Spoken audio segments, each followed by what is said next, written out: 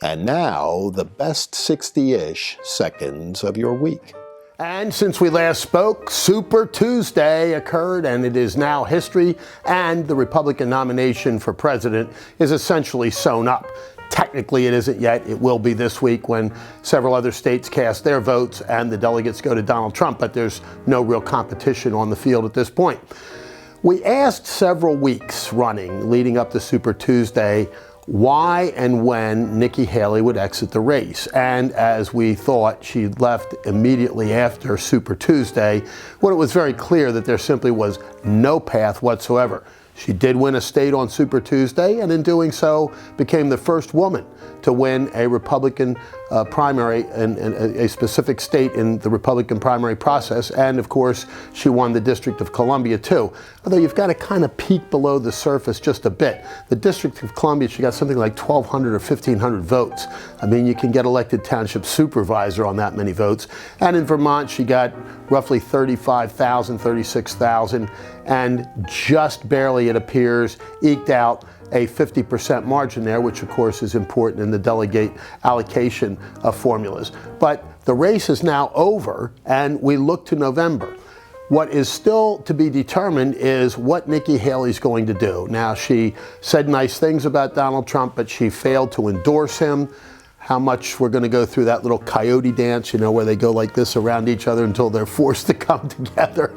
But I'm sure that they will, because it's going to be a binary, maybe a trianary choice, because Robert F. Kennedy remains in the race, and I think he's going to be a significant factor. But for now, Super Tuesday, with giant wins for Donald Trump, puts him, not mathematically yet, but it will soon be, but practically over the finish line, and he will be the Republican nominee for president in 2024. And Donald Trump's landslides on Super Tuesday failed to compare to the landslide he won in the Supreme Court of the United States this week. Now, if I can reach far enough back, I'll pat myself on the back, because I predicted it would either be 9-0 or 8-1. Turned out that it was a unanimous opinion, per curiam, as they say in the Latinese legalese that the court uses, that these attempts to push Donald Trump off of ballots were unconstitutional. They were crazy on so many levels. I mean, here's the Democrat Party trying to make their principal argument this year that we're going to save democracy. However, the way we're going to save democracy is by keeping our political opponent off the ballot, taking him on in legal cases all over the country, trying to put him in jail. I mean, the American people just have this innate sense of justice and fairness, and this kind of stuff repulsed them. And it repulsed even the most, quote unquote, progressive or liberal members of the Supreme Court. 9-0 is not something you see very often coming out of our Supreme Court. We did this time. They were exactly right, and Donald Trump wins another big victory this week. And because we're taping this now on Thursday afternoon rather than on Friday afternoon, we're not going to get to make comment on the State of the Union message going to be delivered by Joe Biden tonight. But you know, the truth of the matter is, the run-up to the State of the Union message is always much more important, significant, and I hate the word because it's not really even a word, but impactful, but has less impact than the speech itself. Now, the speech has all the trappings of Washington, D.C. It's the perfect night for the President of the United States to shine.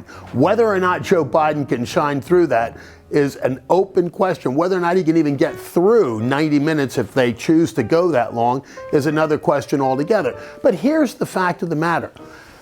Polling now shows that the American people simply don't like Joe Biden. It's very difficult to gain likability in the State of the Union message. And what's his message going to be? That everything's hunky-dory? Or the message that he's been delivering too often out there, things could be worse. Gasoline prices are going back up. Food prices remain high. We're now hearing that there may be an electricity shortage this summer because we failed to produce enough, et cetera, et cetera, et cetera. And inflation remains at a place where it hurts most Americans when they sit down to do their family budgets. The southern border is his real Achilles heel, where the overwhelming majority of Americans think he's doing a terrible job. And of course, his age and fitness. It's not so much age, it's much more his fitness to be president. So if he can at least get through the speech tonight, deliver something that isn't beat up and messed up, may get a couple of points on that, but it's going to be a very, very limited bump and a very, very short duration bump, because the fact of the matter is Joe Biden has all the problems that he and his administration have created to answer for this year, and ultimately re-elections are about the report card on the incumbent, and Joe Biden fails miserably. And as we often do, we note the passing of notables, and this past week, former Canadian Prime Minister Brian Mulroney, the 18th Prime Minister of Canada, passed away, interestingly, in Florida, where he liked to hang out. Brian Mulroney was considered the Ronald Reagan of the North, and he had a very, very close relationship with Ronald Reagan. Their programs, policies, and philosophies mirrored each other. And as you may recall, Brian Mulroney delivered one of the eulogies at Ronald Reagan's funeral, in my judgment, the best of the bunch, and there were some really good ones that day. They were close friends, and they were compatriots politically. Equally interestingly is that Brian Mulroney not only delivered the eulogy at Ronald Reagan's funeral, he led the Canadian delegation to Gerald Ford's funeral, and finally, he delivered another eulogy at George H.W. Bush's funeral. So his connection to the American presidents on the center and right of the American spectrum was well known.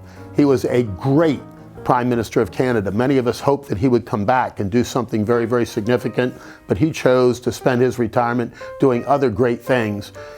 He will be sorely missed, and may he rest in peace. And before we say for now, we ask, as we're beginning to do every week, that you like. If you're on Facebook or on YouTube, hit the like button. It really helps to promote our show and let other people see it. But like, share it, please. Just hit the share button, send it to your friends, send it even to people you want to annoy. And finally, subscribe, because we need more of that. And if you want to make comments, we'll answer them. I'll try to answer them personally each week, because it is important. But for now, that is the best 60-ish seconds of your week.